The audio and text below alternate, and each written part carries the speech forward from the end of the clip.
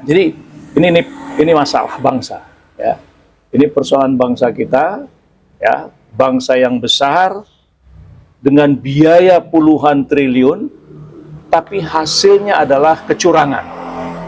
Nah, saya kira ini pertanggungjawabannya tidak hanya untuk hari ini, tapi adalah untuk bangsa ke depan dan juga bagaimana posisikan di mata internasional. Jadi kita di dalam menyelenggarakan ini tidak serta-merta hanya melihat dari satu sisi, tapi melihat ini kepentingan bangsa yang lebih besar, ya, ke depan. Nah, ini mesti ada pertanggungjawaban. Nah, jadi pertanggungjawaban ini kalau saya mengatakan ini presiden bertanggung jawab, ya, presiden bertanggung jawab, ya kan, karena sebagai kepala negara, sebagai kepala pemerintahan, dan juga KPU. Nah, KPU sendiri beberapa kali sudah menyatakan minta maaf.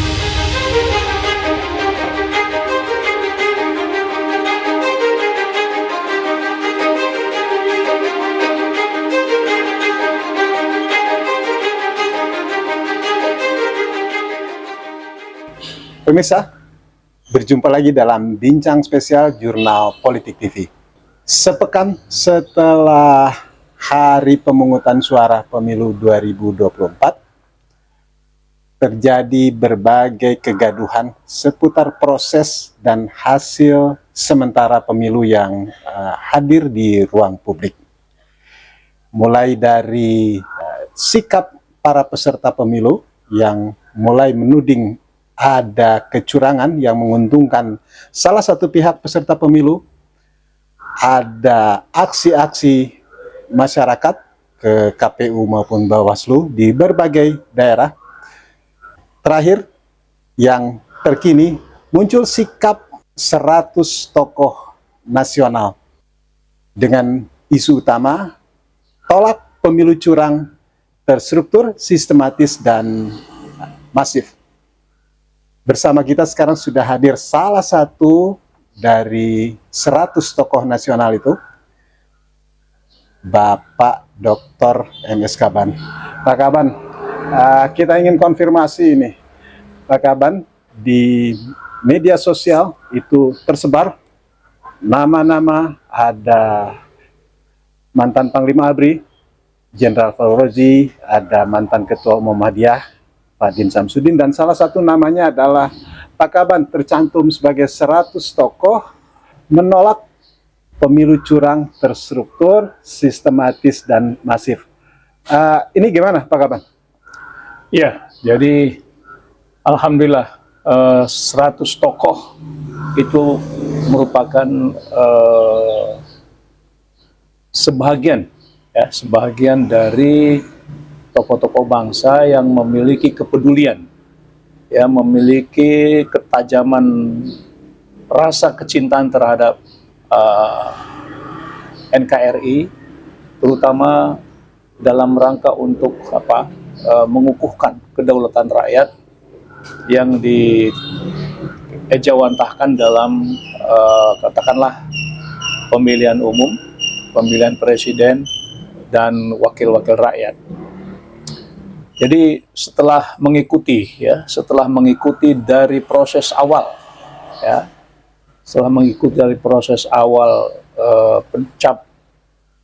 pencawapresan salah satu, ya, paslon-paslon, dan kemudian juga diikuti dengan sikap-sikap, ya, yang tidak profesional dari presiden, ya, tidak menunjukkan sebagai seorang kepala negara yang sesungguhnya, tapi lebih cenderung menjadi partisipan, dan kemudian mewanti-wanti tentang proses penyelenggaraan.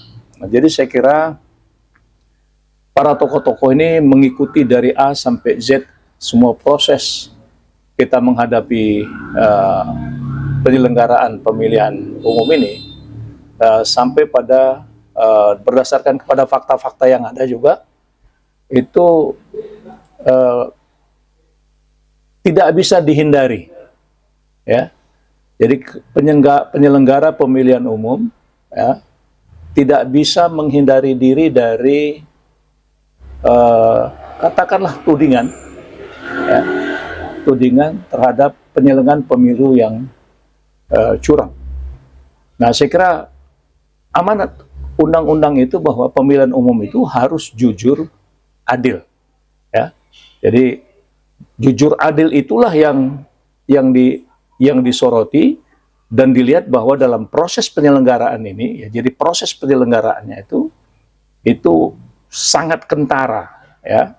Jadi istilah terstruktur, ya, sistematis dan masif itu saya kira Sudah mulai terlihat sama jadi tokoh-tokoh. para tokoh-tokoh sudah melihat itu tidak bisa dihindari oleh KPU. Nah, jadi ini masalah bangsa, ya. Ini persoalan bangsa kita, ya, bangsa yang besar dengan biaya puluhan triliun, tapi hasilnya adalah kecurangan. Nah, saya kira ini pertanggungjawabannya tidak hanya untuk hari ini, tapi adalah untuk bangsa ke depan dan juga bagaimana posisikan di mata internasional. Jadi kita di dalam menyelenggarakan ini tidak serta-merta hanya melihat dari satu sisi, tapi melihat ini kepentingan bangsa yang lebih besar, ya, ke depan. Nah, ini mesti ada pertanggungjawaban. Nah, jadi pertanggungjawaban ini kalau saya mengatakan ini presiden bertanggung jawab, ya, presiden bertanggung jawab, ya kan, karena sebagai kepala negara, sebagai kepala pemerintahan, dan juga KPU. Nah, KPU sendiri beberapa kali sudah menyatakan minta maaf. Ya, pernyataan minta maaf ini kan pengakuan akan kesalahan. Pengakuan kesalahan ini itu bukan personal. Ya, ini pengakuan kesalahan tentang sistem penghitungan suara di KPU. Nah, jadi ini yang harus kita lihat. Jadi pernyataan KPU bahwasanya minta maaf atas kesalahan itu bukan personal, tapi adalah bagaimana penyelenggaraan Intinya penghitungan. KPU sudah mengakui melakukan kesalahan. Iya, itu persoalannya. Jadi KPU sendiri sudah mengakui dia berbuat salah. Nah, tapi kesalahan ini kenapa konsisten? Jadi konsisten dalam kesalahan terus-menerus, gitu kan? Berkali-kali, ya. Jadi tidak hanya satu kali kan, gitu kan? Nah, jadi ini bagaimana orang mau percaya, ya? Bagaimana orang mau percaya terhadap hasil penghitungan pemilu yang Ketua KPU itu berkali-kali menyatakan salah dan kesalahan itu berulang-ulang. Nah, ini berarti kan ada sistem, ya? Ada sistem yang saya katakan, apakah sistemnya ini ya kalau bahasa yang gampang tuh garbage in, garbage out, ya kan? Sampah masuk, sampah keluar. Jadi apakah KPU dengan biaya puluhan triliun hanya menghasilkan sistem yang sampah? Sistem sampah, ya. Pak Kaban, terkait sistem tadi, setidaknya ada dua partai politik yang mulai bersikap. Yang pertama, PKS melayangkan surat resmi ke KPU pada tanggal 17 Februari lalu, meminta untuk menghentikan Sirekap dan juga menghentikan publikasi Sirekap. Yang terakhir, pada hari ini, Partai Umat sudah melakukan konferensi pers, teman-teman media itu hadir, dan mendengar langsung pernyataan dari Ketua Umum Partai Umat, bahwa sudah terjadi yang disebut Pak Kaban tadi berkali-kali. Karena kasusnya Partai Umat kehilangan puluhan ribu suaranya di setiap dapil, gitu. Nah, diungkapkan oleh Partai Umat dalam konferensi persnya itu, ini tidak sekali. Jadi kalau penjelasan KPU pada hari Senin lalu menyatakan bahwa kenapa terjadi ada yang turun, menurut KPU karena disesuaikan dengan C1 karena terjadi kesalahan itu tadi. Nah, ini pertanyaan ini. Ini pertanyaan. C1. Ya. Pertanyaannya adalah di mana sekarang di Indonesia ini? Ya, di mana sekarang di Indonesia ini yang C1 itu betul-betul diumumkan? Harusnya diumumkan. Iya. Kalau menurut PKPU-nya harusnya diumumkan paling tidak setelah di TPS itu ada waktu 3 hari untuk mengumumkan di kelurahan. Sekarang coba dicek di seluruh Indonesia, di mana setelah lebih dari 1 minggu, ya, C1 itu betul-betul diumumkan di publik di kantor-kantor kelurahan. Nah, padahal itu amanat undang-undang. Wajib itu ya. Ya, itu kan amanat undang-undang. Nah, sekarang bagaimana orang mau mengkonfirmasi? Ya, C1 yang kapan? Gitu kan, kalau kita mau nakal. Ya, C1 yang diumumkan kapan? Yang dipublikasikan tanggal berapa? Yang dijadikan sebagai reference oleh KPU. Nah, jadi, kalau satu kesalahan sudah diawali ya, dengan satu yang rusak, maka apapun yang akan dibuat, itu akan menimbulkan kecurigaan, distrust. Nah, ingat, kita bernegara ini adalah untuk membangun kepercayaan. Ya, bagaimana supaya kita percaya terhadap wakil-wakil kita? Ya, saya tidak melihat kepentingan partai politik, tapi melihat kepentingan ini adalah kepentingan kedaulatan rakyat yang kita representasikan di dalam pemilu. Jadi di mana logika, ya, di mana logika biaya puluhan triliun, tapi buahnya adalah kecurangan, dan tokoh-tokoh nasional bersikap, ya, bersikap untuk mengatakan bahwa tolak hasil pemilu curang. Ada pendapat publik yang mungkin ini satir. Ini seolah-olah pemilu sekarang ini adalah pemilu pertama untuk mendirikan negara. Belum ada lembaga-lembaga negara yang mengelola negara ini. Contohnya misalkan sedang heboh-hebohnya ini, kecurangan-kecurangan, lembaga-lembaga negara, baik lembaga penegak hukum, termasuk lembaga Dewan Perwakilan Rakyatnya bungkam. Pendapat Pak Kaban silakan. Inilah menjadi salah satu yang tadi saya katakan bahwa ini untuk kedaulatan rakyat. Nah, kedaulatan rakyat itu dalam rangka untuk negara. Nah, representasi negara itu sekarang ada pada institusi-institusi yang sah.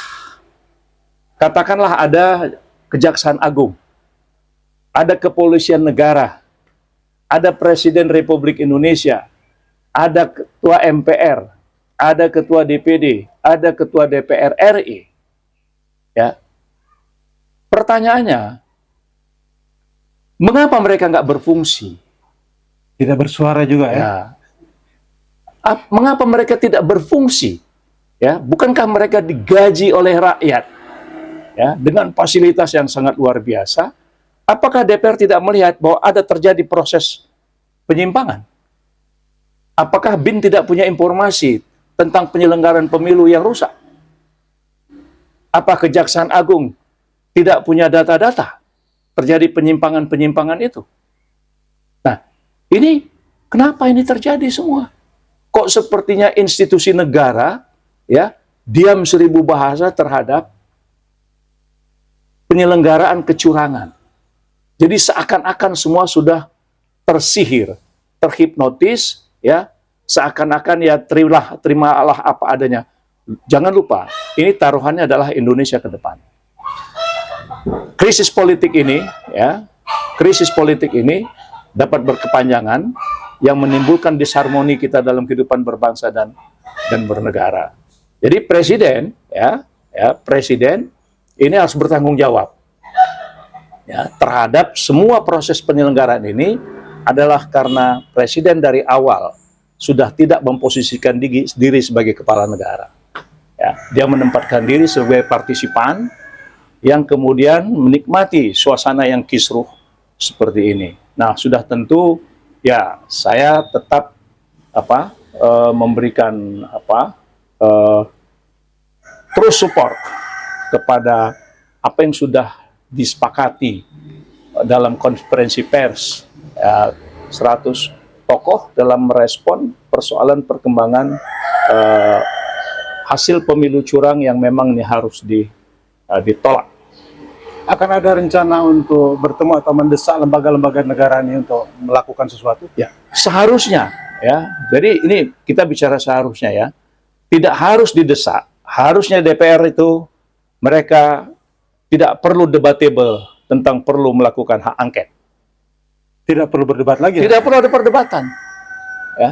Jadi kalau memang DPR itu berfungsi, ya, berfungsi dia menangkap aspirasi tokoh-tokoh masyarakat, 100 tokoh loh. 100 tokoh itu kan bisa representasi dari katakan puluhan juta orang. Ya. Nah, yang mereka berpikir tentang bagaimana bangsa ini. Nah, jadi bagaimana partai-partai di parlemen ya melihat penyelenggaraan yang dinilai curang ini. Jadi paling tidak mereka yang sudah merasa dirinya wakil rakyat, dengarkanlah aspirasi yang sudah disampaikan oleh 100 tokoh ini. Tidak mungkin tidak terdengar ya. Harus ya. Ya, ini harus menjadi perhatian serius, dan sekali lagi saya ingatkan bahwa Presiden ya hati-hati terhadap apa yang sudah menjadi pernyataan 100 tokoh.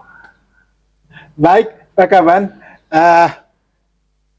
Pemirsa, kita nantikan ini akan terus bergulir dan kita sama-sama juga kawal apakah Presiden, DPR, dan lembaga-lembaga negara lainnya memperhatikan sikap dari 100 tokoh Indonesia ini.